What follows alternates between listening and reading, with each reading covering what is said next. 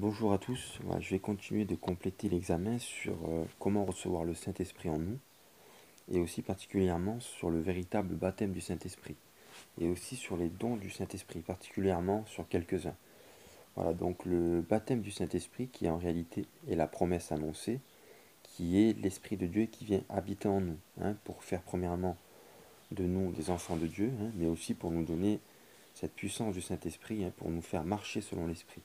Et nous sommes donc par ce fait merveilleux et extraordinaire baptisés de l'Esprit, à ne pas confondre avec les dons du Saint-Esprit, comme le parler en diverses langues par exemple, qui peut aussi nous être donné en même temps que le baptême du Saint-Esprit, comme on peut le voir pour plusieurs enfants de Dieu dans le livre des Actes des Apôtres, mais qui n'est pas forcément donné obligatoirement avec le baptême du Saint-Esprit. Voilà donc toute l'importance de faire cet examen, et qui va pouvoir aussi réconforter d'une certaine manière certaines personnes. Donc je voudrais juste rajouter, vous savez, mes frères et sœurs qui m'écoutaient, je vous expose un sujet très important et cela m'est compliqué de le faire dans un certain sens. Oui, compliqué, non dans le désir et non dans le fait que je ne suis pas assez poussé pour le faire, mais dans le fait que je suis une personne qui est très limitée, mais surtout aussi dans le sens que cela est un sujet, je dirais, très complexe à comprendre et à devoir aussi dire ensuite, suivant toutes les compréhensions et aux nombreux enseignements qui ont été faits et annoncé même par des hommes reconnus et estimés d'une certaine manière. Mais je dois le faire. C'est d'une extrême importance à comprendre. Et premièrement, pour savoir comment le Saint-Esprit vient habiter en nous. hein, et, et pour que nous puissions appartenir à Dieu. Mais aussi comment le recevoir. Mais pas que. Je dois expliquer aussi en quelque sorte et reprendre. Non d'une mauvaise manière, c'est-à-dire dans une manière à vouloir faire du tort ou rabaisser les gens. Non, pas du tout. Car cela n'est pas la volonté de Dieu. Et cela n'est pas ma volonté non plus, ni mon désir, mais il est important de faire cela. Je ne veux pas et pense pas devoir continuer ainsi à ne rien dire, parce que je suis convaincu et peux difficilement, moi-même encore, m'abstenir de ne pas le faire, sans en subir la peine d'en être attristé et condamné dans mon cœur si je ne le fais pas. Donc vous savez, cet examen, qui est pourtant d'une très grande importance, n'est pas totalement enseigné comme la Bible l'enseigne. Il est malheureusement déformé. Et pourtant, ce sont des enseignements qui ne sont pas à négliger.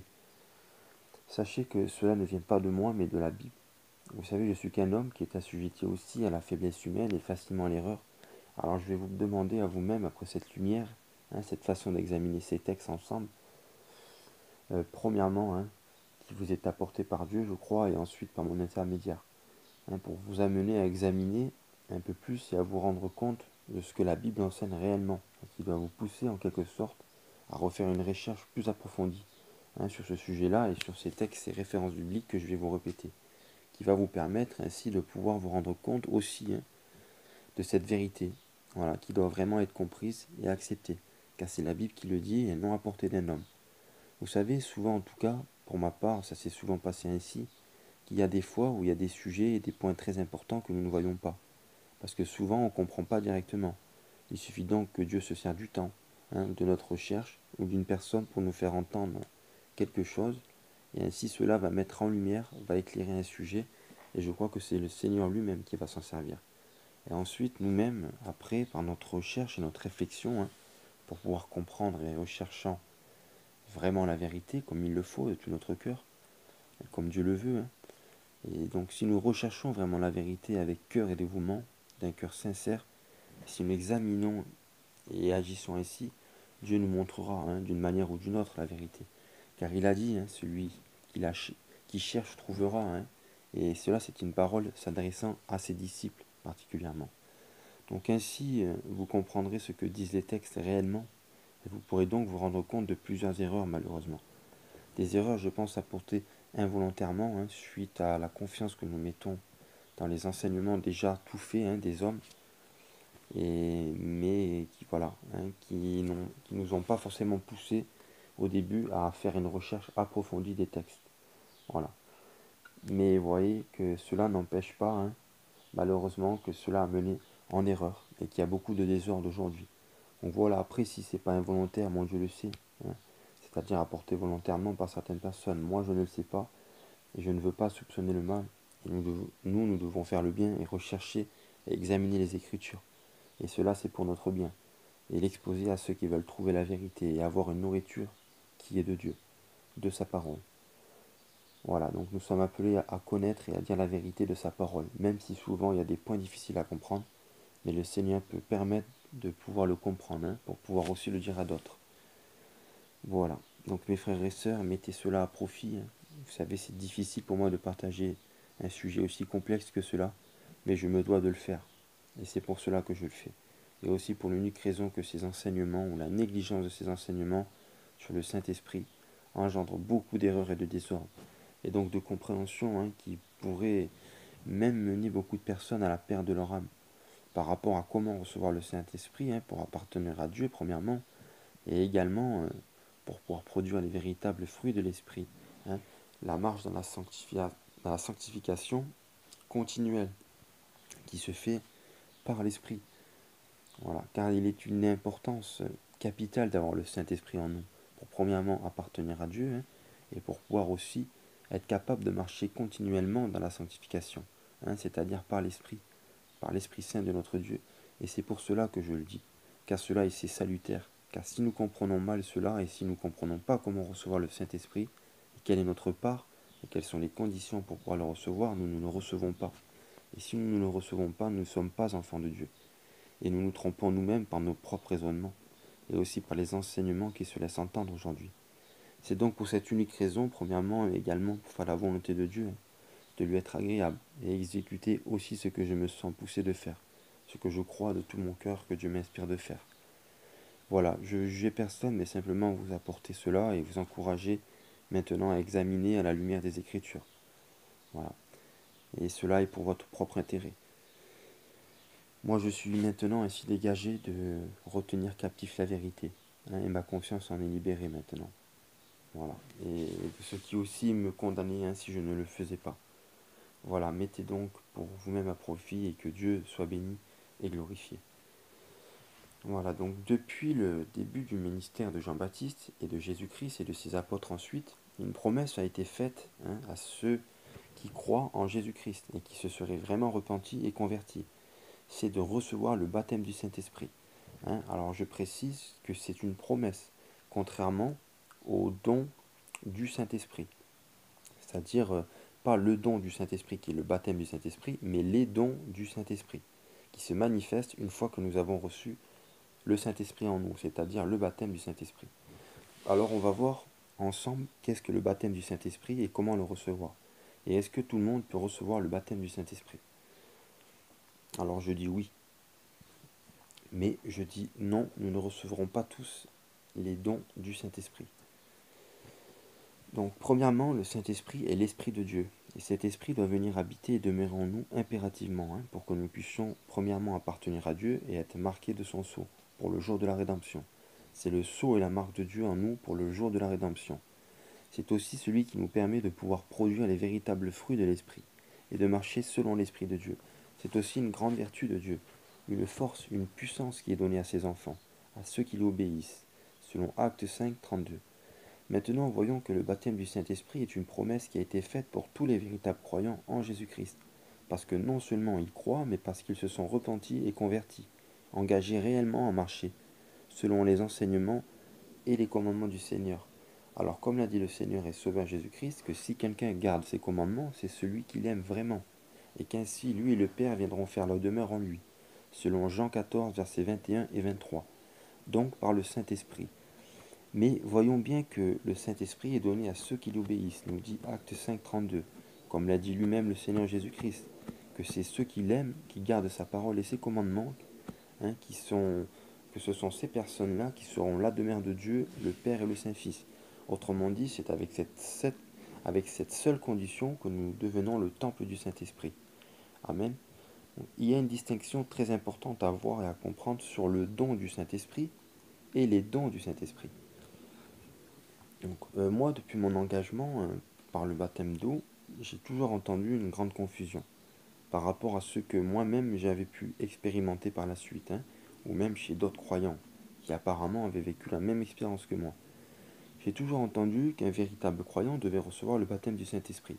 Et cela c'est vrai et c'est biblique, car c'est la promesse annoncée premièrement par Jean le Baptiste. mais qui serait aujourd'hui, pour la majorité des personnes, le parler en langue. Cet enseignement il vient du fait que, pour la plupart des véritables croyants, les premiers disciples ont reçu le baptême du Saint-Esprit avec en plus un des dons du Saint-Esprit, qui est en réalité le don de parler diverses langues. Mais en réalité, premièrement, cela ne m'a pas vraiment perturbé ou empêché de croire à cet enseignement, mais avec le temps et l'expérience que j'ai pu en faire avec certaines personnes, et voyant que moi-même, mais aussi ces autres personnes, que je considérais aussi comme de véritables croyants, s'étant véritablement repentis et convertis, car n'ayant plus aussi la même vie qu'autrefois, et plus le même dévouement pour les désirs et la satisfaction de la chair, mais plutôt de vouloir plaire et de faire la volonté de Dieu. Mais malgré cela, et les nombreuses requêtes de prière faites à Dieu pour recevoir aussi ce baptême du Saint-Esprit, qui serait, d'après ce que j'avais entendu, et cru aussi, qui est aujourd'hui reconnu pour être le parler en langue. Mais cela a été sans réalité, pour ma part et pour d'autres aussi, si ce n'est que quelques syllabes inintelligibles et en réalité forcées d'une certaine manière, forcées et produites par auto-persuasion. Oui, parce que c'est l'exemple qui est donné aujourd'hui sur beaucoup d'enseignements aussi, que ça serait nous qui bloquerait cela. Mais nous ne pouvons pas retenir la manifestation du don du Saint-Esprit qui nous saisit. Ça, c'est une réalité certaine en réalité. Contrairement à ce qu'on nous dit qu'il faudrait forcer d'une certaine manière. Donc, c'est forcé et produit par autopersuasion, croyant que nous avons reçu ce don, qui est en réalité ne doit pas être forcé pour le recevoir. Voilà.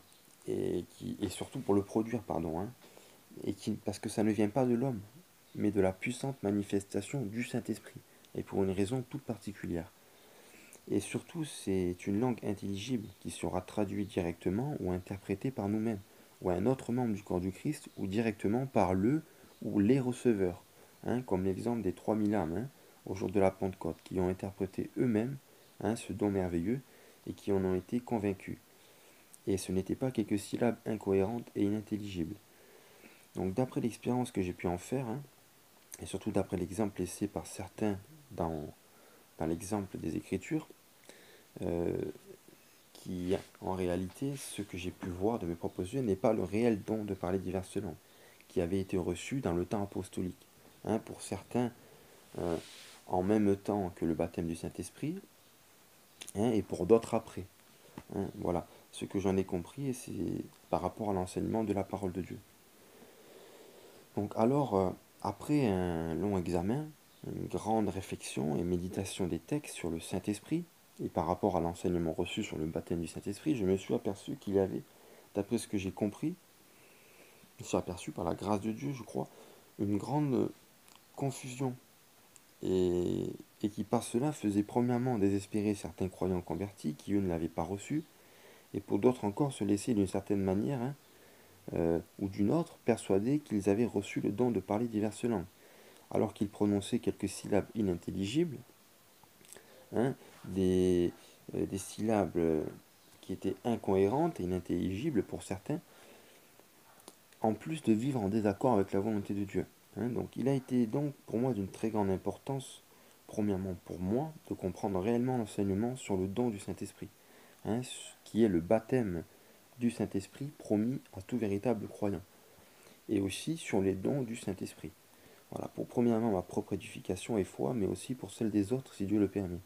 Donc je vais essayer d'être le plus clair possible pour éviter d'être trop long, car en réalité cela demande beaucoup de temps pour essayer d'expliquer correctement, mais surtout pour ne pas négliger et être en désaccord avec tous les versets des Écritures sur l'enseignement qu'il contient sur le don du Saint-Esprit, promis à tout véritable croyant, repenti et converti, contrairement au don, c'est-à-dire que le don du Saint-Esprit, le baptême du Saint-Esprit, est promis à tous, contrairement au don, c'est-à-dire les dons du Saint-Esprit qui sont manifestés et donnés sur chacun pour l'utilité commune, mais comme le Saint-Esprit le veut.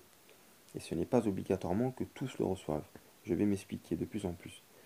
Voilà. Mais donc, quant à ce qui est de recevoir les dons du Saint-Esprit, et plus particulièrement le don de parler diverses langues, étant donné que ceux-là sont les dons du Saint-Esprit et non le don du Saint-Esprit, qui est en réalité le don du baptême du Saint-Esprit, promis et annoncé, premièrement par Jean le Baptiste, et ensuite par Jésus-Christ et les apôtres. Voyez et retenez qu'il est impératif et primordial, si je peux dire ainsi, de recevoir le don du Saint-Esprit, c'est-à-dire le baptême du Saint-Esprit promis, pour premièrement appartenir à Dieu, selon Romains 8, verset 9, car si quelqu'un n'a pas l'Esprit de Dieu, l'Esprit de Jésus-Christ, il ne lui appartient pas.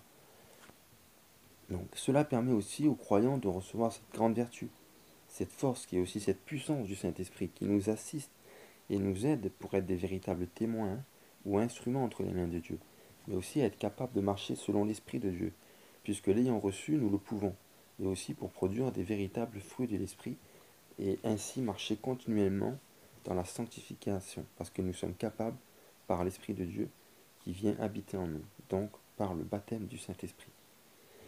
Mais quant à ce qui est de recevoir les dons du Saint-Esprit, et plus particulièrement le don de parler diverses langues, cela fait partie des dons du Saint-Esprit qui sont répandus sur certains des membres de Christ pour l'édification du corps du Christ, mais aussi pour particulièrement convaincre les incroyants, en plus d'être un moyen d'édification pour l'Église, si nous avons reçu en plus le don de l'interpréter.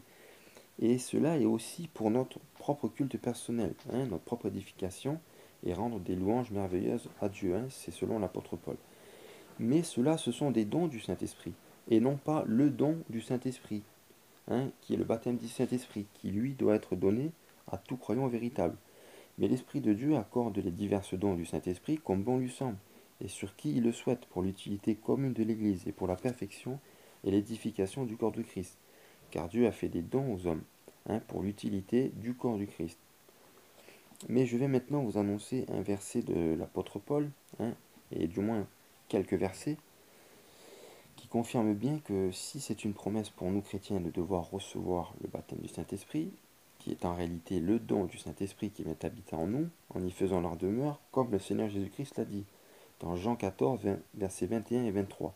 Mais quant à ce qui est de recevoir les dons du Saint-Esprit, comme par exemple et particulièrement le don de parler diverses langues, cela n'est pas promis à tous les croyants, contrairement à la promesse de recevoir le don du Saint-Esprit, c'est-à-dire le baptême du Saint-Esprit, qui est confondu aujourd'hui avec le don de parler diverses langues, ou plutôt assimilé ou associé directement avec.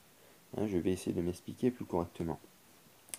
Alors voyons d'abord ces quelques versets de l'apôtre Paul dans l'épître au premier aux Corinthiens chapitre 12, où sans lire tout le chapitre, je vous invite à le lire vous-même, il est dit à un moment que, de toute façon, la diversité qu'il peut y avoir des dons spirituels est opérée par un même esprit.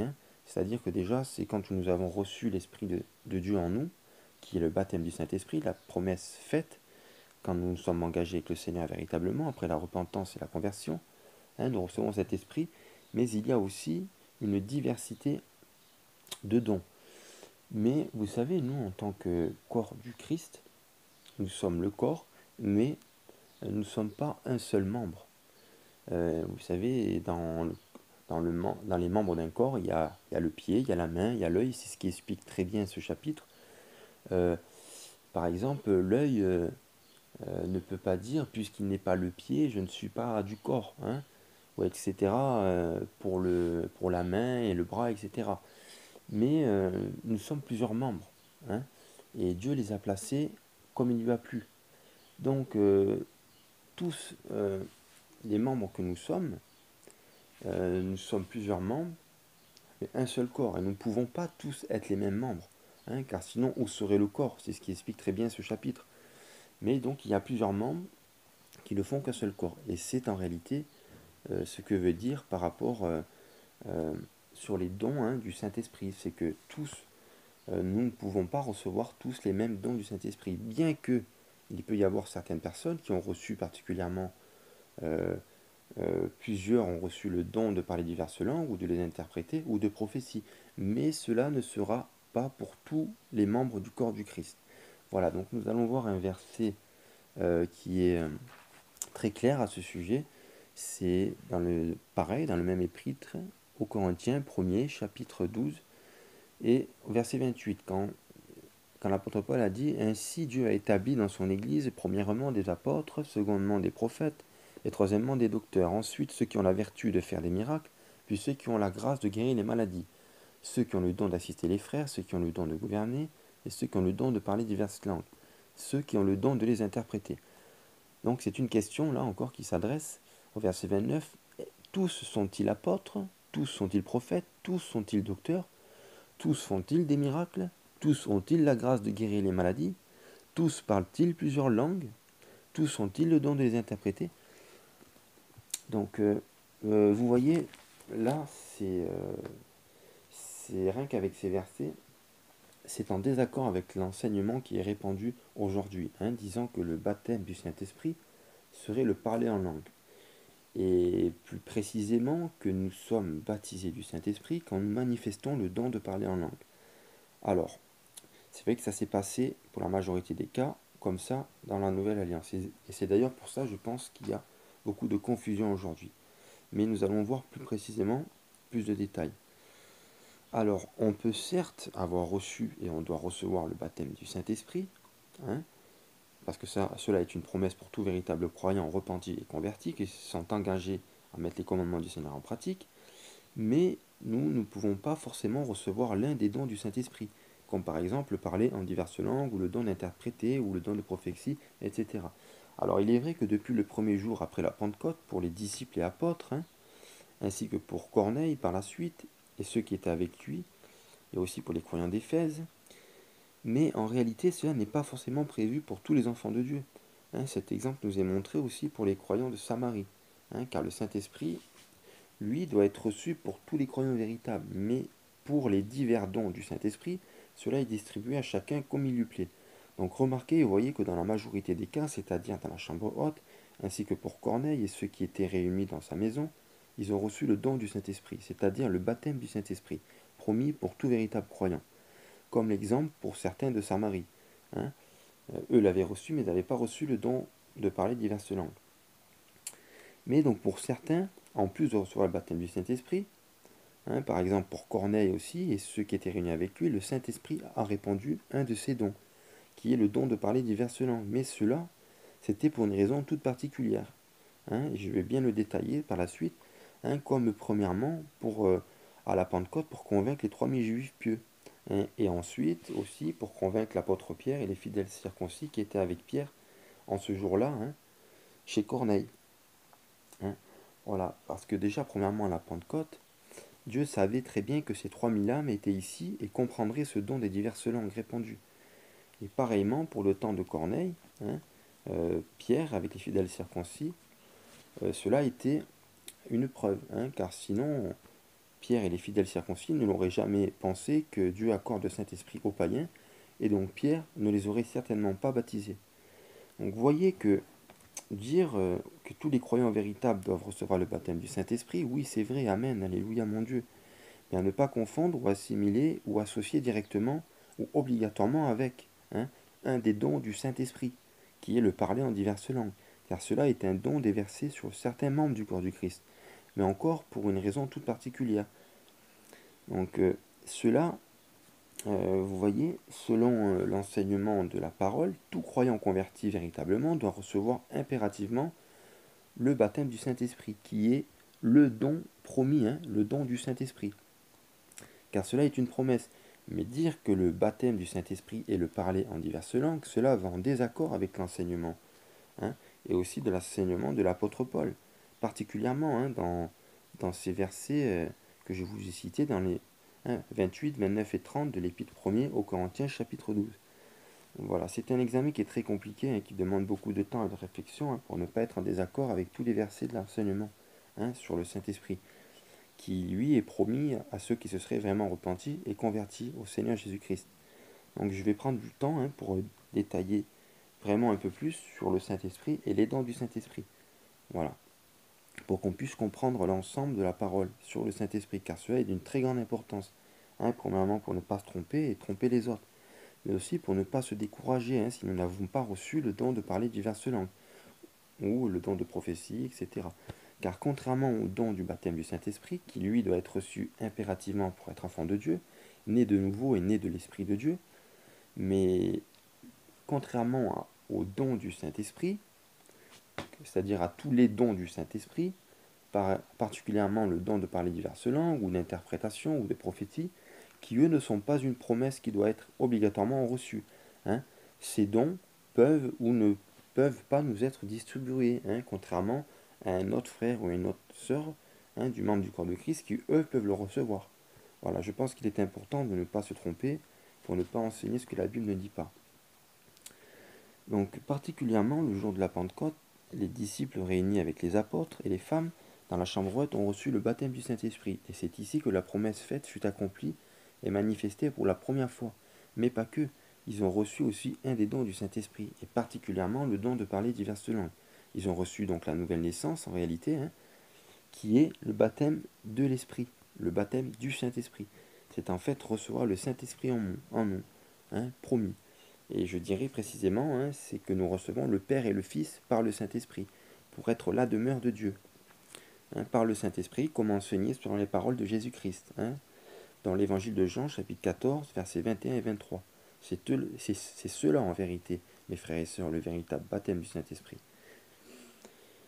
Au moment de la Pentecôte, nous revoyons qu'il y avait les apôtres et les disciples, et aussi les femmes. Et c'est à ce moment-là qu'ils ont reçu pour la première fois, hein, le Saint-Esprit, hein, promis. Et en plus, ils ont reçu un des dons du Saint-Esprit, particulièrement le don de parler diverses langues. Je vais m'expliquer plus précisément. Ils ont donc reçu en ce jour la promesse faite par Dieu, annoncée premièrement par Jean le Baptiste et Jésus-Christ, qui est le baptême du Saint-Esprit, que devaient recevoir ceux qui avaient cru. Je fais une parenthèse pour dire que la véritable croyance de ceux qui ont vraiment cru a été suivie inévitablement de la véritable repentance et véritable conversion, comme j'ai pu l'expliquer plus ou moins, hein, exactement dans les premiers examens précédents, sur comment recevoir premièrement la grâce et le salut, et comment aussi recevoir le Saint-Esprit en nous. Donc, au jour de la Pentecôte, ils ont donc reçu le baptême du Saint-Esprit, mais ils ont aussi manifesté, parce qu'ils l'avaient reçu, hein, l'un des dons du Saint-Esprit, et particulièrement le don de parler diverses langues, et cela pour une raison particulière. Et je vais me le détailler. Alors je précise que particulièrement pour les apôtres, c'est bien évident, je pense, hein, par rapport aux plusieurs textes de Paul dans ses épîtres, qu'eux avaient reçu toute la complémentarité de tous les dons du Saint-Esprit, hein, car ils ont été les apôtres choisis du Seigneur, et particulièrement parce qu'ils avaient un ministre particulier et parfait, hein, dans la complémentarité, premièrement déjà de tous les dons du Saint-Esprit, et parce qu'ils ont aussi été choisis directement du Seigneur pour une mission toute particulière. Bon, nous aujourd'hui, je crois que nous pouvons recevoir aussi le Saint-Esprit, car c'est une promesse, c'est le baptême du Saint-Esprit promis à tout véritable croyant, repenti et converti, hein, c'est-à-dire précisément naître de nouveau, renaître de l'Esprit Saint. Et aussi, je dis bien que pour certaines personnes, recevoir un ou plusieurs des dons du Saint-Esprit, mais pas forcément tout le monde.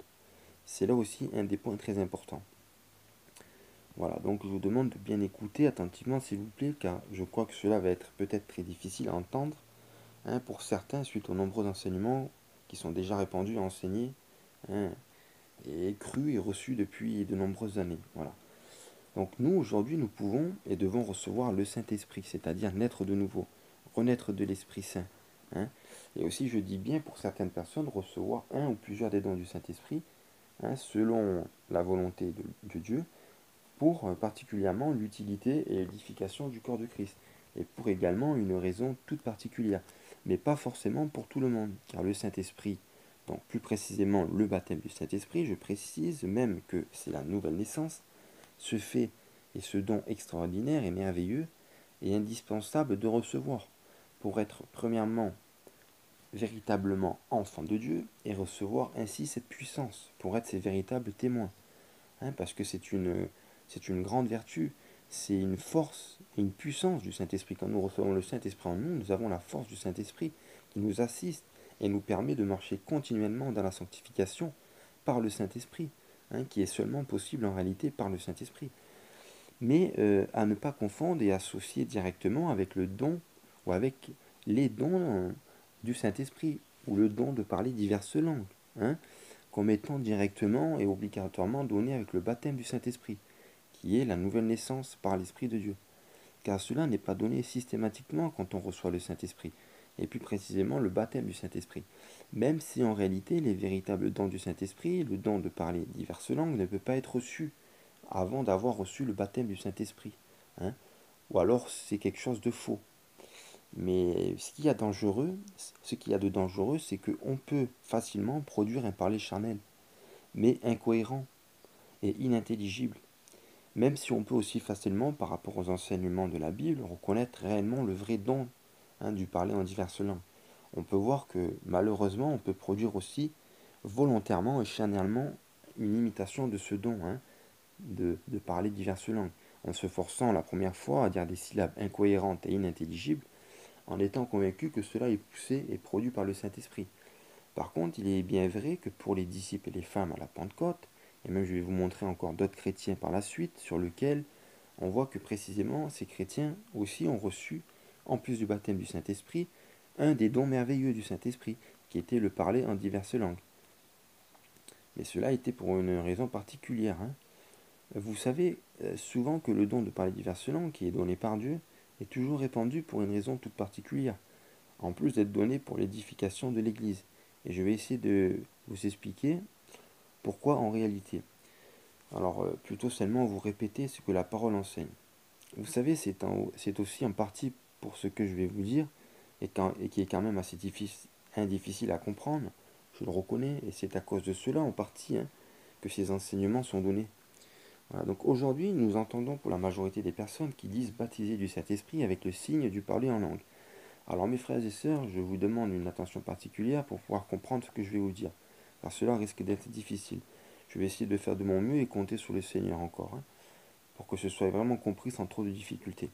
Vous savez, la Bible est très claire sur ces points en réalité, et que c'est véritablement vrai, d'après les textes bibliques, que dans les temps apostoliques, les faits présentés se sont pour la plupart des situations bien déroulées ainsi.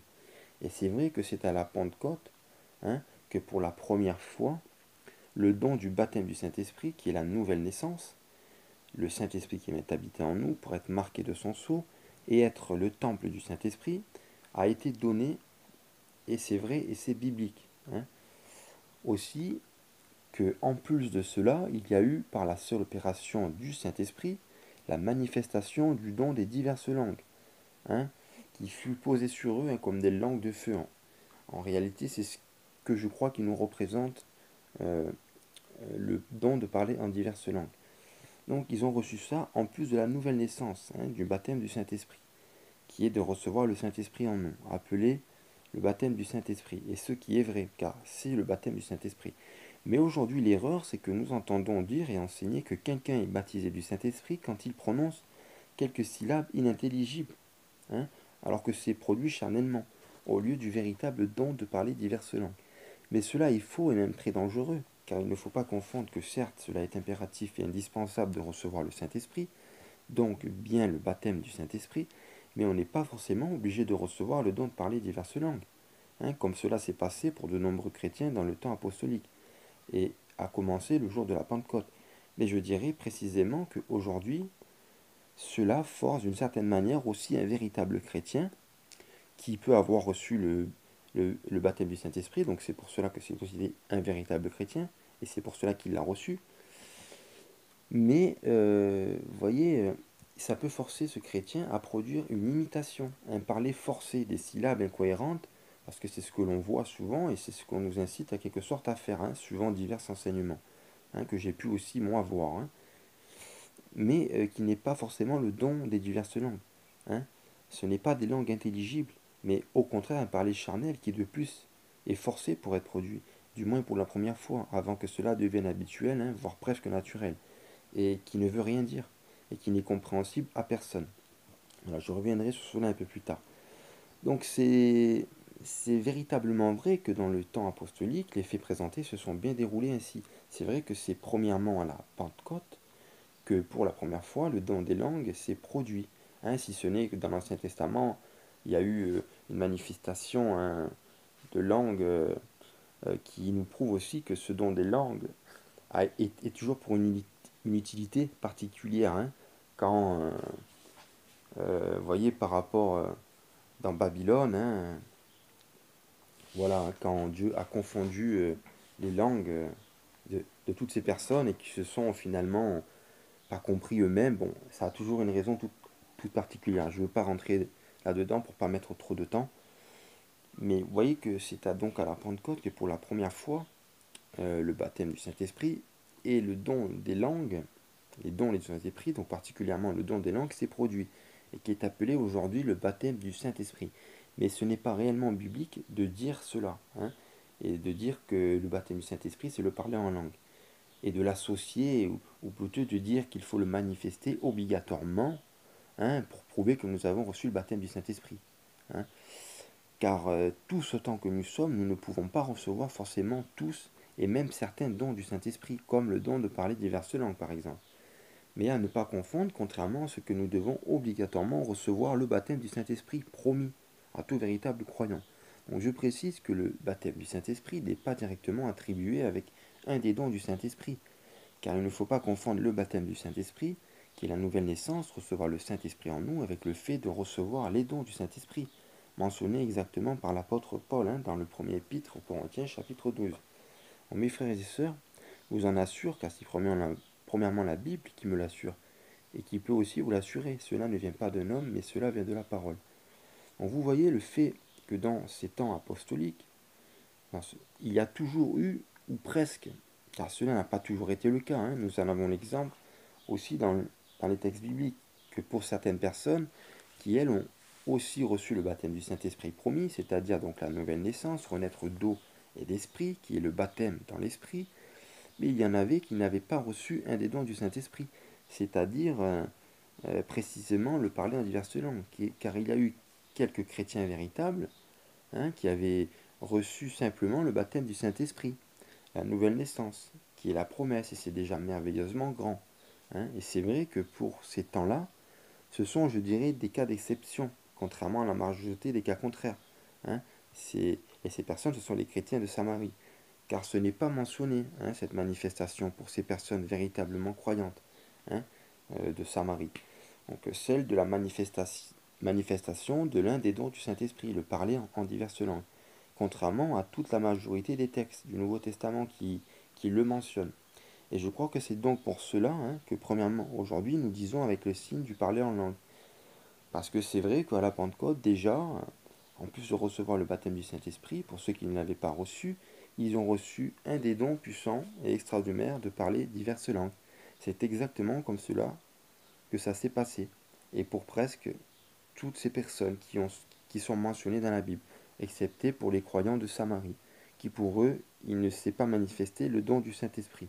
Donc c'est aussi un exemple à retenir, hein, si ce n'est qu'ils ont reçu le don du Saint-Esprit promis, qui est la nouvelle naissance, le baptême du Saint-Esprit. Voilà. Donc vous pourrez très bien contrôler que le baptême du Saint-Esprit est une promesse.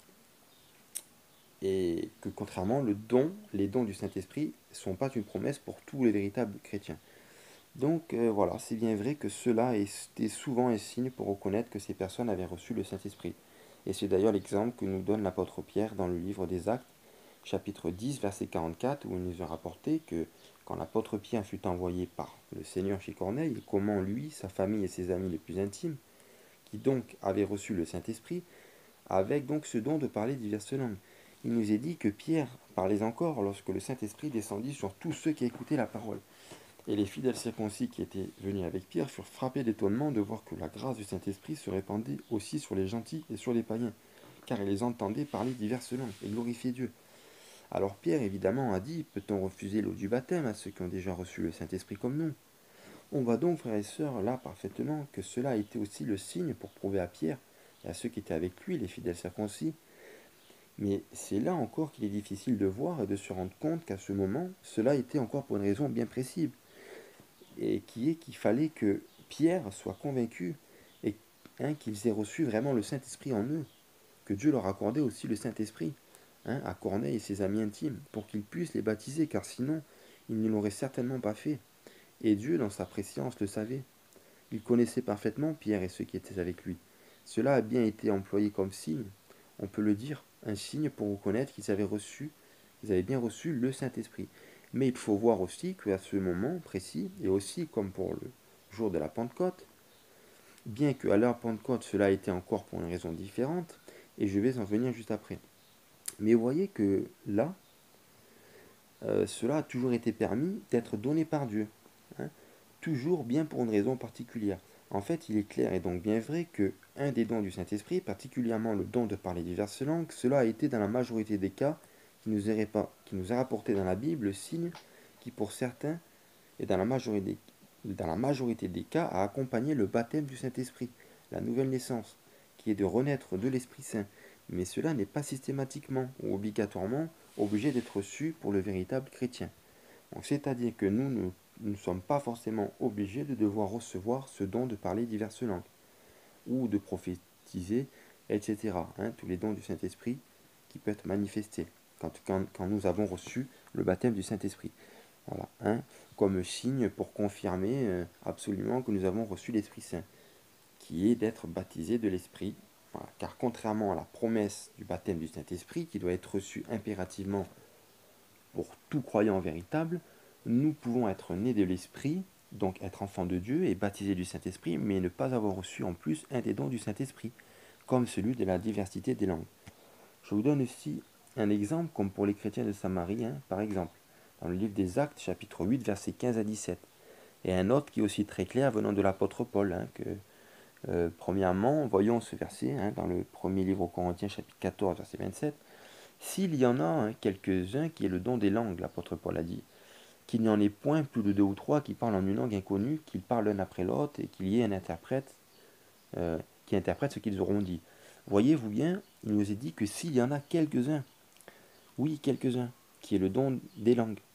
Ensuite, voyons dans le premier livre aux Corinthiens, chapitre 12, quand je vous dis tout à l'heure, est-ce que tous font des miracles? Est-ce que tous ont-ils le don de parler diverses langues? hein Est-ce que tous ont le don de les interpréter? Enfin, je ne vais pas lire, mais ça c'est le chapitre que je vous ai invité à lire, qui est très clair. L'apôtre Paul nous dit, est-ce que tous parlent diverses langues? C'est très clair. Contrairement à ce que tous nous devons recevoir le baptême du Saint-Esprit. Donc, écoutez mes frères et sœurs et prédicateurs qui m'écoutez, ce que je fais là, je vous demande devant Dieu de ne pas l'interpréter mal. Ce n'est pas un enseignement d'homme qui vous est rapporté, mais c'est de la parole, et dans votre plus grand intérêt, dans notre plus grand intérêt, je dirais. Vous savez, c'est une vérité certaine, cela ne vient pas de moi. Moi, je n'apporte rien de nouveau, il n'y a pas besoin, et il ne faut surtout pas. Dieu a parlé il y a longtemps, et encore aujourd'hui, il nous fait grâce, et dans sa préscience, il a fait et fera encore les choses, et œuvres qu'il a prévues merveilleusement pour le temps qui nous reste dans sa préscience. Il les accomplira, oui, encore parfaitement. Et il ne faut pas et il ne faut plus se laisser tromper par de faux raisonnements, par de mauvaises interprétations, mais même par des hommes qui ont été eux-mêmes trompés. Et je dis cela car c'est ce qui s'est passé d'une certaine manière. Vous et moi, nous ne sommes que des hommes. Dieu est tout puissant, Dieu est le tout puissant, il est le très haut, il est l'éternel, et il sait tout, et il peut tout. Nous ne sommes que chairs. Et c'est pour cela que nous devons aussi, après tous les autres premières raisons que je vous ai répétées avant, et au tout début de ces examens, qu'il nous faut recevoir le Saint-Esprit en nous, impérativement. Car c'est le seul moyen déjà d'être sauvé, être un enfant de Dieu, pour nous qui pouvons encore achever notre sanctification, contrairement à un mourant sur son lit de douleur, ou comme l'exemple du brigand, car eux ne pouvaient pas. Alors ils ont vraiment été sauvés et pardonnés et rachetés, car cela est une grâce. Mais il faut vraiment recevoir le Saint-Esprit et vraiment chercher à comprendre et à méditer tous les textes pour vraiment ne pas se laisser tromper. Voilà. Vous savez, il ne faut pas se tromper, ou plutôt déformer le sens, car s'il est impératif et inévitable pour être un enfant de Dieu de recevoir le Saint-Esprit, mais quant à ce qui est de recevoir un ou plusieurs de ces dons, l'exemple du don de parler en diverses langues, qui est la diversité des langues, et je précise une langue intelligible et non pas des syllabes produites charnellement, mais bon, il y a pire que de produire un parler charnel, car cela finalement a été ce qui a été produit d'une manière forcée, je dirais, car aujourd'hui malheureusement, c'est l'enseignement donné sur cet enseignement de l'Esprit Saint et de ses dons, voilà, donc qui a été et puis encore malheureusement déformé et involontairement, je crois, et tordu d'une certaine manière, et c'est donc de là que vient cette importance de faire cet examen impérativement. Car voyez-vous, cela incombe aux enseignants, autres que Dieu et ceux qui étaient ses apôtres, car les enseignements qu'ils ont laissés par le Saint-Esprit est juste et digne d'être reçu. Et ces enseignements-là de la parole et du Saint-Esprit que nous pouvons avoir maintenant encore, et qui eux ne nous tromperont pas, c'est-à-dire la parole de Dieu, et le Saint-Esprit ne nous tromperont pas, et Dieu en soit béni, amen. Donc contrairement à beaucoup d'enseignements des hommes à la lumière des Écritures, vous voyez, contrairement à beaucoup d'enseignements donnés par des hommes, qui malheureusement tordent le sens des Écritures. Mais Dieu merci, il y a, je crois, des serviteurs de Dieu qui sont fidèles à l'enseignement de la parole, premièrement, et qui examinent, et qui enseignent la vérité, et pas de l'interprétation des hommes, voyez. Mais bon, il nous faut toujours mettre les enseignements des hommes à la lumière des Écritures.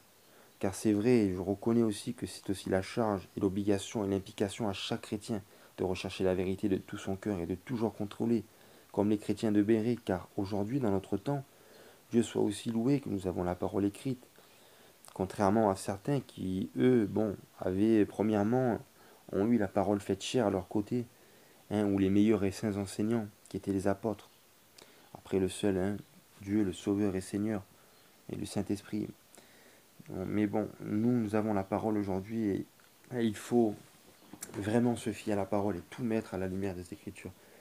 Donc vous savez s'il est impératif et indispensable de recevoir l'Esprit Saint, qui est, je répète, le baptême du Saint-Esprit promis, la nouvelle naissance, qui est de renaître de nouveau de l'eau, de la semence incorruptible et de l'Esprit Saint, et cela, tout chrétien doit le recevoir obligatoirement pour être enfant de Dieu. Mais pour le don de parler diverses langues, cela est donné à certaines personnes, et je le répète pour une raison particulière, qui est premièrement pour l'édification de l'Église et d'accomplir les plans de Dieu. Donc selon sa préscience, c'est toujours en ce cas-là que nous devons parler en diverses langues, c'est-à-dire pour une raison particulière pour être, pour édifier l'Église, ou dans notre culte personnel, pour louer le Seigneur, voilà. Mais aussi pour convaincre les incroyants. Oui, je dis bien les incroyants, c'est-à-dire les ignorants. Je vous le montre par cette vérité de ce verset qui est dit par l'apôtre Paul, qui l'a cité, et je vous le répète d'une autre façon, et c'est dans l'Épître aux Corinthiens, chapitre 14, verset 22, qui dit « Ainsi la diversité des langues est un signe non pour les fidèles, mais pour les infidèles. Et le don de prophétie, au contraire, n'est pas pour les infidèles, mais pour les fidèles. » Alors écoutez, mes frères et sœurs, c'est un verset très complexe à comprendre. Je vais essayer de l'expliquer pour ceux qui n'ont pas compris. C'est ce qui est dit et veut dire dans le verset 21 à 25 du chapitre 14, au premier livre des Corinthiens. Que si toute une église étant assemblée en un lieu, tous parlent diverses langues, et que des infidèles ou des hommes qui savent que leur propre langue entrent dans cette assemblée, ne diront-ils pas que vous êtes, ou nous sommes que des insensés? Mais si tous prophétisent et qu'un infidèle ou un homme qui ne sait que sa langue entre dans votre assemblée, tous le convainquent, tous le jugent. Car écoutez bien, il a dit que si tous prophétisaient, ce qui revient en réalité et en fait à parler diverses langues. Car encore là, pour montrer que le don de parler en diverses langues, le don de la diversité des langues, est toujours et impérativement fait avec ordre, avec une raison particulière, qui est que Dieu, étant l'Esprit Saint,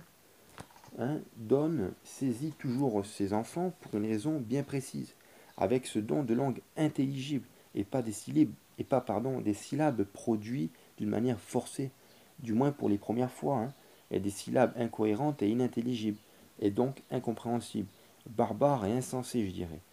Mais si par contre l'Esprit Saint donne ou saisit toujours ses enfants pour une raison bien précise, avec ce véritable don de parler diverses langues intelligibles et pas des syllabes produites d'une manière charnelle, d'une manière forcée, eh bien cela va être dans ce cas précis interprété, véritablement par celui qui a le don de l'interpréter ou directement par le receveur. Comprenez-vous? Comme les receveurs qui étaient ces 3000 juifs. Voilà. Car si tous prophétisaient ou parlaient en diverses langues avec le don de l'interprétation, cela revient à la prophétie, que l'on comprend, comme doit être donné le don de parler diverses langues, dans l'Église et l'Assemblée, premièrement. Et si nous-mêmes ou une autre personne a reçu le don de l'interpréter, qu'elle le fasse pour que l'on en reçoive l'édification, sinon qu'elle se taise. Voyez, c'est pour cela qu'il est dit, si tous prophétisent, il en est convaincu, tous le jugent d'une certaine manière, car le secret de son cœur est découvert, de sorte que se prosternant le visage contre terre, il adorera Dieu, rendant témoignage que Dieu est véritablement parmi vous. En fait, pour mieux expliquer encore, dans le premier sens, il est dit le don de parler diverses langues, il est fait en réalité pour les non-croyants. Car écoutez bien, quand en réalité un parler en langue a lieu, c'est que cela est poussé et produit déjà par le Saint-Esprit, le vrai don de parler en diverses langues. Il est toujours poussé par l'Esprit. Nous n'avons pas besoin de le forcer à le produire, mais il a toujours un but précis, c'est-à-dire que premièrement, si nous-mêmes ou une autre personne ne peut pas l'interpréter, eh bien nous devons nous taire, et le faire en nous-mêmes, car ce don des langues doit toujours être fait avec pour résultat et objectif qu'il soit compris, pour en recevoir l'édification comme l'effet que fait une prophétie. Et c'est pour cela qu'il est dit qu'elle est faite pour les non-croyants. Voilà, car elle doit être interprétée, et donc, résultat, ce sera comme une prophétie. Car eux, les personnes non-croyantes, ils entendent une langue que eux comprennent, et que les personnes qui annoncent ces dons des langues est donnée par des personnes qui ne sont pas forcément de cette langue, mais que malgré cela, ils entendent parler d'une manière particulière à leur cœur, d'une façon et d'une langue qu'ils comprennent. Alors là, évidemment, ils sont convaincus, parce que là aussi, Dieu leur parle avec des paroles qui touchent leur cœur. Ce sont eux à ce moment les receveurs, qui sont les interprètes. C'est-à-dire qu'ils comprennent, mais non seulement des paroles que Dieu leur a permis d'entendre, car Dieu encore sait, et il saura encore et savait comment leur parler pour les convaincre, car c'est toujours dirigé par Dieu, par le Saint-Esprit, comme au jour de la Pentecôte. C'est ce que je crois pour une partie des Juifs pieux, selon les textes et selon ce verset que je vous ai répété, qui étaient, par exemple, au jour de la Pentecôte, ces Juifs qui étaient de toutes les nations qui existent sous le ciel, c'est-à-dire venant de toutes sortes de pays avec leur propre langue natale, si je peux dire ainsi, c'est-à-dire leur langue de leur propre pays, car ils ont entendu par la volonté de Dieu et sa préscience, avec son intervention et sa conviction donnée par son Esprit Saint. Et ces langues comme des langues de feu qui se sont posées sur ses disciples, et les a donc convaincus. Et ainsi Dieu sauva 3000 âmes. Alléluia Seigneur. Amen. Mais je dis bien que c'est ces véritables disciples qui ont reçu ce don, car ils étaient obéissants, convertis de tout mal. Ils obéissaient à Dieu, et c'est pour cela qu'ils ont reçu le Saint-Esprit. Car le Saint-Esprit est donné seulement à ceux qui l'obéissent, dit dans Actes 5, 32. Autrement dit, si nous ne choisissons pas d'obéir à Dieu, de la foi à la véritable conversion, oui, de la foi véritable jusqu'à la conversion véritable, sans sauter ou négliger par un chemin plus court et qui ne serait pas plus étroit, comme le chemin qui mène à la vie, comprenez-vous, c'est là la première volonté de Dieu, celle que Dieu veut de tous les hommes. Et par cette obéissance que eux, ses disciples, ont eue, et bien premièrement, vous voyez que cela est pour Dieu, mais en réalité, pour leur propre bien, vie et âme. C'est pour nous, mais pas que, car cela est aussi pour être un vase d'honneur, un instrument utile dans les mains de Dieu, pour sauver les âmes, comme pour l'exemple de cette raison, pour tous ces juifs pieux réunis à la Pentecôte. Mais voyez-vous que le don de parler diverses langues doit toujours être interprété pour en recevoir l'édification, sinon cela sera sans bénéfice, mais paraît barbare ou insensé. Autrement dit, on doit le comprendre d'une manière ou d'une autre, ou moi-même je dois le comprendre et l'expliquer, c'est-à-dire l'interpréter à celui qui ne le comprend pas, car le don des langues est toujours une langue intelligible, et ce n'est pas des syllabes prononcées qui ne veulent rien dire. C'est une langue intelligible, compréhensible par un peuple, je vous redonne l'exemple à la Pentecôte, qui s'accorde, mais surtout qui montre la définition de ce verset complexe. Mais premièrement, je dirais, pour quelle utilité Dieu saisit un ou plusieurs de ses enfants, comme à ce moment précis. C'est pourquoi vraiment Paul a dit cela au verset 22 du premier livre aux Corinthiens, chapitre 14, que les dons des langues sont un signe pour les non-croyants. Car voyez aussi qu'au moment de la Pentecôte, c'est pour cela que Dieu a fait descendre des langues de feu qui ont saisi ceux qui étaient réunis, car ils se sont mis à parler avec le don de diverses langues. Car Dieu a fait descendre et produit cela pour l'unique et bonne raison qu'il y avait là tout un peuple juif pieux qui allait entendre ce don de parler diverses langues, se parler dans leur propre langue, exprimant des merveilles de Dieu. Ils n'avaient donc pas besoin d'interprètes, car ils ont été eux-mêmes les interprètes, c'étaient les receveurs. Ils ont été eux-mêmes les interprètes de leur propre langue, auxquels ils étaient extraordinairement surpris et convaincus, car ils entendaient des personnes qui n'étaient pas de leur langue à chacun, c'est-à-dire qui ne parlaient pas la langue de leur propre pays, mais qui parlant avec ce don de diverses langues, chacun les entendait dans leur propre langue. Rendez-vous compte, frères et sœurs, ce n'est pas ce que nous entendons presque partout aujourd'hui, sans mépriser personne, que je m'en garde devant mon Dieu, car je sais que cela est charnel, car c'est ce que, en quelque sorte, ce qui a été interprété et enseigné des hommes, mais n'enseignant malheureusement pas ce que la parole enseigne, et que ces hommes enseignent aussi à des hommes qui eux-mêmes enseignent aux membres d'Église. Alors c'est pour cela qu'il est plus que temps d'agir et d'exhorter, bien que la Bible le fait déjà, mais exhorter encore conformément aux enseignements de la parole et de l'exemple des apôtres, et je dis exactement ni plus ni moins. Cela est pour notre intérêt, et pour l'intérêt de ceux qui écoutent les hommes qui prêchent, et qui se sont trompés ou fait tromper eux-mêmes, malheureusement, plutôt que d'écouter la parole elle-même. Je le dis par prévenance, par avertissement et avec affection surtout, et également pour Dieu et sa parole, et également pour ses enfants, et pour ceux que Dieu attire, pour ceux qui entendent sa voix, et pour tous ceux qui voudront être véritablement ses enfants, car il veut aussi que tous les hommes soient sauvés. En revenant à ce sujet des langues, avant de terminer, c'est donc pour cette raison déjà, premièrement, qu'il n'y a pas eu d'interprète, et que ensuite l'apôtre Paul a dit que le don de parler en diverses langues était pour les non-croyants, car ou elles seront interprétées ou reconnues par ceux qui la comprennent, ou traduites comme une prophétie, car dans ce cas-là, elle est semblable à une prophétie, quand elle est bien sûr interprétée par celui qui en a vraiment reçu le don de l'interprétation, ou reconnue directement par les receveurs, comme l'exemple de la Pentecôte, autrement dit comprise comme une prophétie ou une parole intelligible. Amen, mon Seigneur. J'espère que vous compreniez mieux ainsi. Dieu le permettant, le voulant, je referai une vidéo plus approfondie, mais juste sur les dons, pour l'expliquer mieux, car je ne veux pas m'arrêter trop longtemps sur cela, pour pouvoir continuer ce qui est déjà très long et assez difficile à comprendre. Retenons donc qu'à chaque fois, ces manifestations des dons du Saint-Esprit sont et ont été parce qu'il y avait une raison toute particulière, pour laquelle ils ont parlé en diverses langues, et ont été saisis par les divers dons du Saint-Esprit, et précisément par un des dons du Saint-Esprit, par la manifestation d'un acte extraordinairement merveilleux, qui fut précisément des langues de feu, représentant le parler en diverses langues, pour un but toujours bien précis. Car après que le vent, représentant le souffle du Saint-Esprit, fut descendu sur les apôtres, sur les disciples, les femmes, des langues semblables à des langues de feu descendirent sur chacun d'eux, et ils se mirent aussitôt à parler en diverses langues. Ils reçurent donc le véritable don de parler diverses langues, après avoir reçu le baptême du Saint-Esprit. Il y a eu ce don des langues de feu qui se sont manifestées, qui se sont posées sur chacun d'eux, pour ce but bien précis. Amen. Ainsi donc, vous pouvez retenir d'après les textes bibliques que le Saint-Esprit, le baptême du Saint-Esprit précisément, fut donné à tous les chrétiens qui avaient cru et qui s'étaient véritablement repentis et convertis, et sur encore aujourd'hui ceux qui se sont réellement convertis.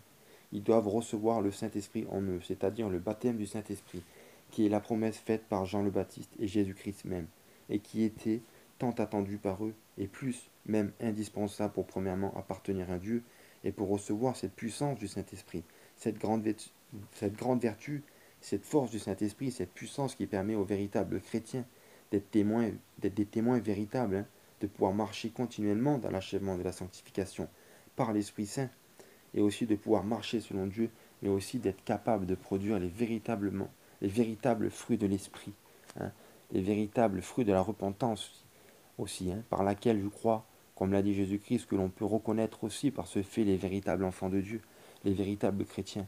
Mais n'oublions pas que malgré cela, les véritables chrétiens peuvent tous de même tomber, et donc ont toujours cette responsabilité de marcher selon l'Esprit Saint.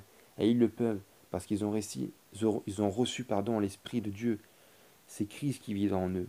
Ils sont maintenant donc en mesure de pouvoir marcher selon la volonté parfaite de Dieu, par l'Esprit de Dieu, et de produire donc ces véritables fruits de l'Esprit, et je dirais même les fruits dignes de la repentance, au lieu de marcher selon la chair, afin de ne point déplaire au Seigneur, mais même de ne pas mourir ou être rejetés. Contrairement aux personnes inconverties, qui eux ne sont en mesure que de pouvoir marcher selon les œuvres de la chair, car n'ayant pas reçu le Saint-Esprit, ils ne peuvent pas marcher selon le Saint-Esprit de Dieu. L'apôtre Paul le fait comprendre dans son épître aux Romains chapitre 8 au verset 9, pardon. L'homme qui n'a pas reçu le Saint-Esprit en lui, l'homme charnel, l'homme non régénéré par le Saint-Esprit ne peut pas marcher continuellement selon la volonté de Dieu, si ce n'est de marcher et de faire les volontés premières de Dieu, comme je l'ai expliqué précisément dans le premier examen, comment recevoir la grâce et le salut, et ensuite sur comment recevoir le Saint-Esprit. Donc je vous encourage, pour ceux qui ont regardé que cette vidéo, à regarder la première, commençant par la foi, la grâce et le salut, pour que vous puissiez bien comprendre et ne pas sauter d'étape pour votre édification et propre intérêt. Allez revoir cela pour bien comprendre, car je ne veux pas prendre trop de temps de nouveau à réexpliquer tout cela. Allez écouter les vidéos précédentes. Voilà, ce sera, je pense, bien de le faire. Voilà, donc je pense qu'il est important de comprendre, voilà, ce que j'essaie d'expliquer et de répéter, de ce que je crois que la Bible enseigne à ce sujet très précis et qui est d'une extrême importance à comprendre. Donc retenons que les dons du Saint-Esprit, du moins un des dons du Saint-Esprit, en particulier le don de parler diverses langues, il est fait en réalité, comme le dit l'apôtre Paul dans les Corinthiens, pour les incroyants. Oui, pour les incroyants. C'est ce qu'a dit l'apôtre Paul, précisément. Et vous savez, c'est un verset très compliqué, très complexe à comprendre, car il est aussi en réalité pour les croyants, en quelque sorte, pour les édifier et donner de merveilleuses louanges à Dieu dans un certain cas, mais est aussi pour parler et convaincre les incroyants. Voilà, car de cette manière, ils le pourront, comme ce jour précisément à la Pentecôte. Pour cette raison, je le crois, que ses disciples et ses femmes, et peut-être même les apôtres, ont parlé en diverses langues. On parlait des langues qui étaient intelligibles, les véritables dons des langues de feu, le parler en diverses langues. C'est-à-dire des langues que ces personnes, ces âmes que Dieu désirait convaincre, comprennent. Car le don de parler en diverses langues, il est fait pour cette raison, en plus d'édifier l'Église, et aussi pour rendre de merveilleuses louanges au Seigneur. Mais je vous rajoute aussi que dans l'Assemblée, quand le Saint-Esprit nous saisit, c'est pour l'unique raison d'accomplir la volonté de Dieu, donc de parler aux croyants, et aussi aux incroyants pour les convaincre, mais d'un véritable don de parler en diverses langues, qui est vraiment poussé par Dieu, et pas provoqué charnellement. Donc il sera ainsi pour édifier et pour convaincre les incroyants, qui recevront cette langue intelligible pour eux-mêmes. Et c'est ce qui s'est passé à ce moment à la Pentecôte, car ils ont de suite entendu les merveilles de Dieu en leur propre langue. Et c'est ce qui les a convaincus juste après que l'apôtre Pierre leur a dit, c'est la prophétie du prophète Joël qui s'accomplit. Et ainsi, après tous ces événements, c'est donc pour ça que toutes ces âmes se sont converties, par l'influence et la conviction du Saint-Esprit, et par ce don merveilleux du Saint-Esprit. Ils reçurent une véritable puissante conviction de l'œuvre du Saint-Esprit, et pas un sujet de scandale ou de calomnie pouvant créer une occasion de chute ou de paraître pour des insensés ou des barbares. Donc je conclus en vous disant et vous exhortant à vraiment voir ce que la Bible enseigne exactement sur le fait que vous et moi, nous devons impérativement recevoir le Saint-Esprit en nous, c'est-à-dire précisément la nouvelle naissance, qui est de recevoir le Saint-Esprit, le baptême donc du Saint-Esprit. Cela est indispensable pour être les enfants de Dieu et pour lui appartenir, comme expliqué par l'apôtre Paul dans son premier épître, dans son premier épître aux Romains, chapitre 8, versets 9 à 11. Mais quant à ce qui est de recevoir un des dons du Saint-Esprit, comme premièrement le don de parler diverses langues, également celui d'interprétation ou de prophétie, ou également tous les dons du Saint-Esprit, cela n'est pas une promesse de les recevoir pour chaque enfant de Dieu, comme le baptême du don du Saint-Esprit, mais c'est distribué par le Saint-Esprit comme bon lui semble, pour l'édification du corps du Christ, qui est l'Église, l'ensemble des enfants de Dieu.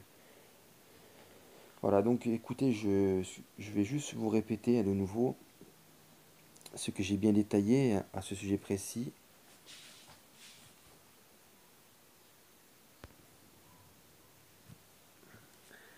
Donc je vous invite vraiment à aller voir les premiers examens sur le Saint-Esprit, car sinon vous risquez d'avoir peut-être un peu du mal à me comprendre, car cela est très complexe et difficile à comprendre, surtout peut-être d'arriver à me comprendre. Mais en plus, malheureusement, je n'ai pas pu faire qu'une seule vidéo, mais plusieurs. Je voulais en faire qu'une seule, mais ça aurait été trop long. Voilà, donc pour ne pas durer trop longtemps, j'ai fait en plusieurs parties. Voilà, donc je vous redis juste qu'un véritable chrétien repenti et converti véritablement, avec cette véritable foi agissante, selon l'apôtre Jacques, il doit recevoir inévitablement le Saint-Esprit en lui, la promesse faite, le baptême du Saint-Esprit. Déjà pour appartenir à Dieu, selon l'apôtre Paul, dans l'épître aux Romains chapitre 8, versets 9 à 11, et d'être ainsi capable de marcher selon l'Esprit de Dieu.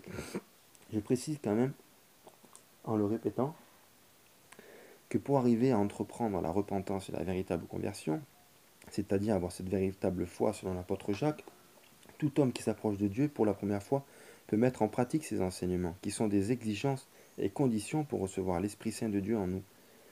Et le Saint-Esprit nous assistera pour arriver à mettre ces commandements en pratique, pour pouvoir ainsi maintenant recevoir le Saint-Esprit en nous, être né de nouveau, et recevoir cette grande vertu de Dieu, cette puissance du Saint-Esprit, pour pouvoir marcher selon toute la volonté parfaite de Dieu, c'est-à-dire précisément de pouvoir être capable de marcher continuellement dans la sanctification, l'achèvement de notre sanctification, sans laquelle personne ne verra Dieu, selon le texte aux Hébreux, et selon la volonté parfaite de Dieu. Et je dis bien parfaite, et non la première volonté de Dieu, qui est de croire, et d'avoir la véritable foi et repentance et conversion, pour le pardon de nos péchés, qui est en réalité, voilà, de se détourner de tout péché, de toutes nos mauvaises actions, nos mauvaises voies, d'avoir cette véritable conversion. Mais je vous invite à voir cette première vidéo qui vous expliquera mieux cela, hein. Je ne veux pas m'attarder plus. Voilà, et ensuite, vous voyez, de garder ces commandements de Dieu et de Jésus-Christ. Voilà. Cela est en réalité la première volonté de Dieu pour tous les hommes. Voilà. Pour ensuite, une fois que nous mettons ces commandements en pratique, nous recevons Dieu le Père, hein, l'Éternel, et Jésus-Christ en nous, par le Saint-Esprit. Voilà, hein, pour être le temple de Dieu. Voilà.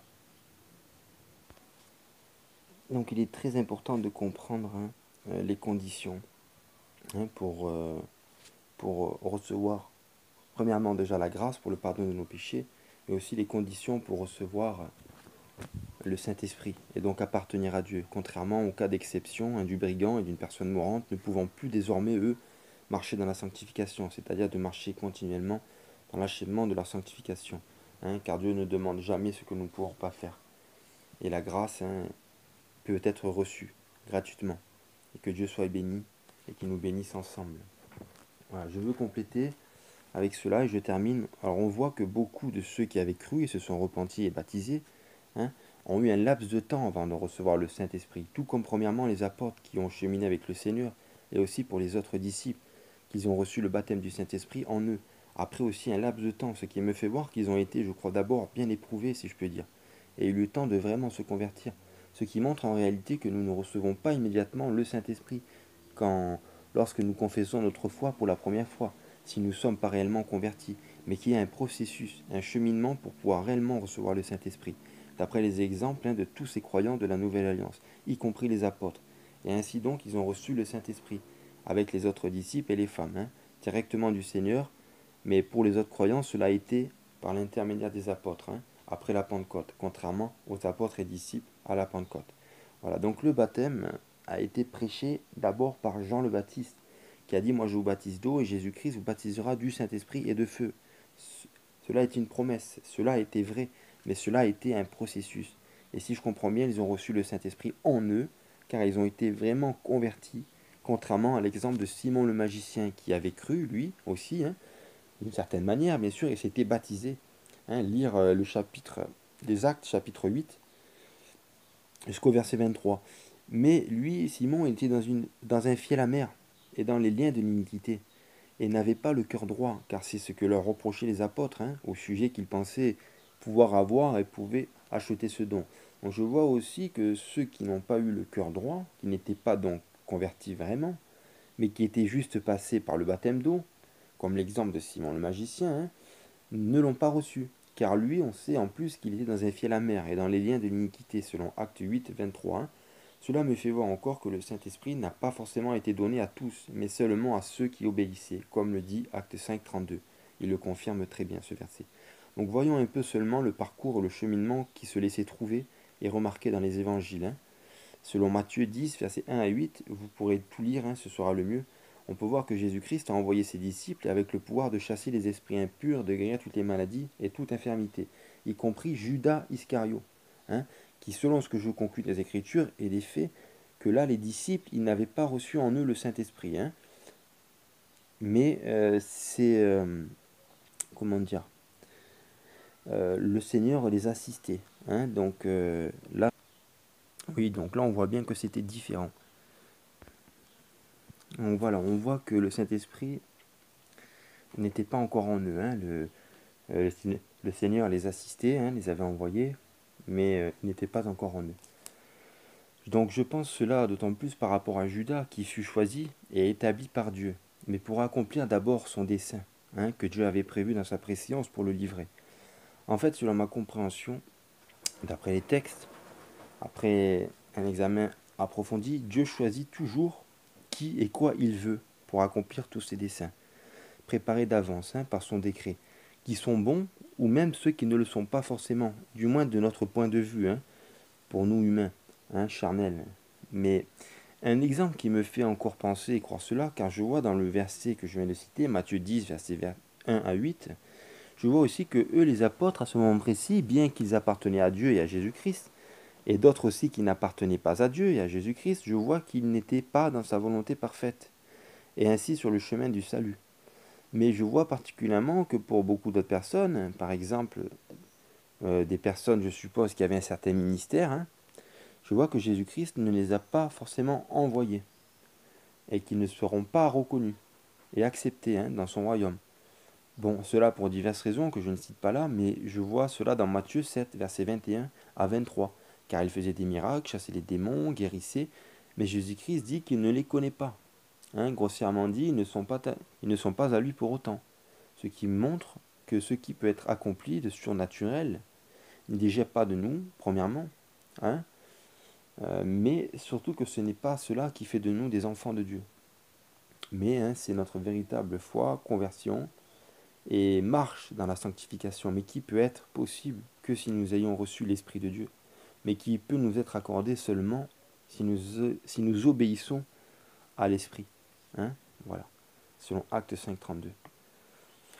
Donc pour continuer, dans Matthieu 28, 19, Jésus-Christ dit « Faites de toutes les nations des disciples, les baptisant au nom du Père, du Fils et du Saint-Esprit, et enseignez-leur à observer tout ce que je vous ai prescrit. Et voici, je suis avec vous tous les jours jusqu'à la fin du monde. » Ainsi je crois qu'il peut être avec nous et en nous jusqu'à la fin du monde par son Esprit, mais en ceux qu'il aime, hein, vraiment, comme le dit Jean 14, versets 21 et 23, et en ses disciples, selon Jean 8, verset 31. Et dans ceux qui lui obéissent, dit dans Actes 5, verset 32. Voilà. Je vois aussi dans Matthieu 12, verset 50, car quiconque fait la volonté de mon Père qui est dans les cieux, celui-là est mon frère et ma sœur et ma mère. Remarquez bien aussi que les œuvres des disciples de Jésus-Christ, avant hein, de recevoir le Saint-Esprit, elles ont vraiment été différentes. Exemple, avant, Pierre renia être de Jésus-Christ dans Matthieu 26, 34. Aussi, les disciples empêchaient les enfants de venir, hein, dit dans Matthieu 19, verset 14. Il y a encore beaucoup d'exemples que je ne répète pas. Il a fallu un grand cheminement pour les disciples avant de devenir ceux qu'ils sont devenus, hein, par l'œuvre et la grâce de Dieu, et une grande formation par le Saint et grand formateur, hein, qui est Dieu, et son Saint-Fils Jésus-Christ. Je rajoute même, après un examen de la parole de Dieu, qu'ils ont dû obéir et devenir ceux que le Seigneur a voulu qu'ils soient, et pour recevoir en eux le Saint-Esprit, car jusqu'alors, il était avec eux, et après l'ascension du Seigneur, il fut en eux, hein, selon l'évangile de Jean, chapitre 14, verset 17. Et de Jean, chapitre 12, verset 26, qui dit « Si quelqu'un me sert, qu'il me suive, et là où je suis, là aussi sera mon serviteur. Si quelqu'un me sert, le Père l'honorera. » Dans Jean 8, verset 51, Jésus-Christ a dit « En vérité, je vous le dis, si quelqu'un garde ma parole, il ne verra jamais la mort. » Donc selon moi, et ce que je vois dans tous les versets cités, et ce que je vois dans l'évangile de Luc 24, et dans le livre des Actes des Apôtres et les disciples, pour en revenir à la nouvelle naissance, ils ont reçu la nouvelle naissance à la Pentecôte. Et pour d'autres, après, c'est-à-dire dans Actes 8, versets 15 à 17, pour les Samaritains. Mais eux n'ont pas reçu le don du Saint-Esprit. D'autres dans Actes 19, versets 1 à 6, qu'ils avaient été repentis, baptisés, mais qu'ils n'avaient pas même entendu qu'il y ait un Saint-Esprit. Hein, ce qui nous montre que dans un premier temps, seuls les apôtres et disciples, ainsi que les femmes avec eux, ont reçu la nouvelle naissance, qui est en réalité le baptême du Saint-Esprit promis après le baptême de repentance et de conversion. Donc l'Esprit Saint qui a été promis et qui doit venir impérativement faire sa demeure en nous pour lui appartenir et être enfant de Dieu.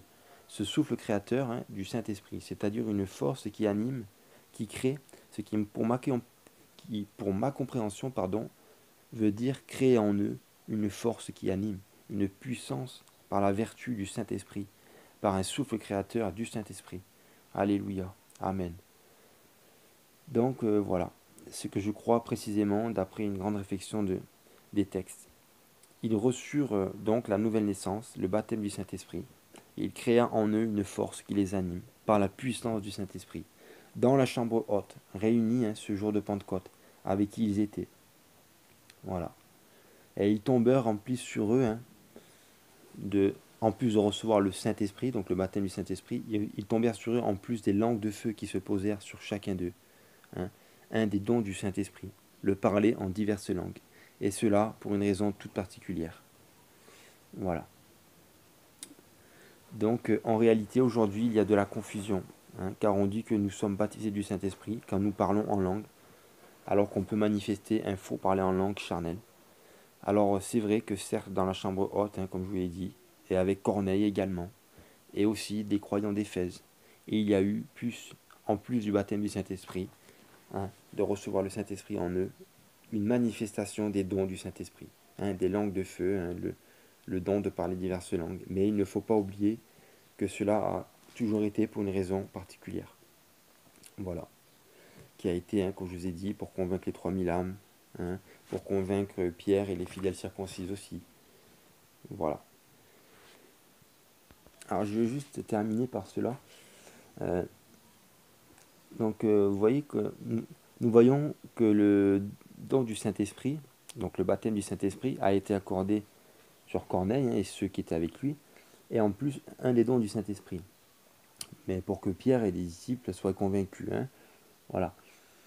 Mais vous voyez que Corneille, c'était quand même déjà un homme pieux.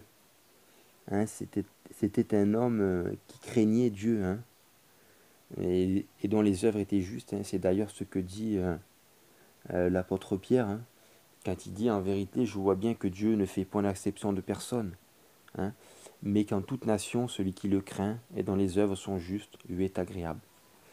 Voilà. Donc voilà. Vous savez,